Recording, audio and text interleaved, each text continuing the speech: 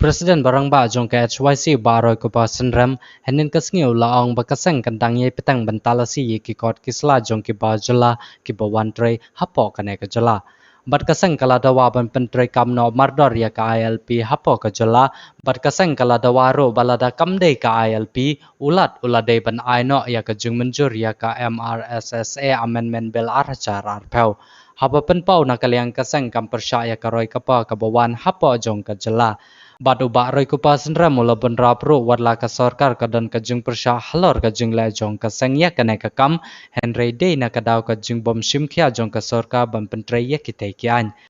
See, we have seen the statement of Mr. Conrad Sangma, our Honorable CM, in which he has stated that nobody has a power or nobody has authority to check papers of laborers or going and checking documents.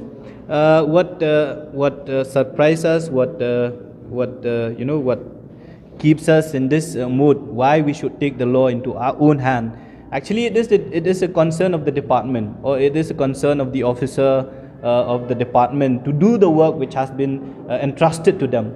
But in the absence of that, we as the NGO, we as the citizen of the state, we have to take the responsibility. We are not against people coming from outside as tourists, as visitors, as investors in our state. But what we are concerned is that our demography, as a community, should not be affected. Why? If the government, if the chief minister or the minister concerned, the department concerned, cannot perform the duty as entrusted on them by law, then we are left with no option. We have to take the law into our own hand. We won't listen to Chief Minister Conrad Sangma or to the Deputy CM or the Minister concerned, because if we think that this is the right thing to do in order to protect our community, to preserve our community, then HYC is ready to go to the extent and cross the line also. Our demand is that ILP should be implemented as soon as possible. If not ILP, then MRSSC Amendment Bill of 2020 should be enacted, or the governor should give his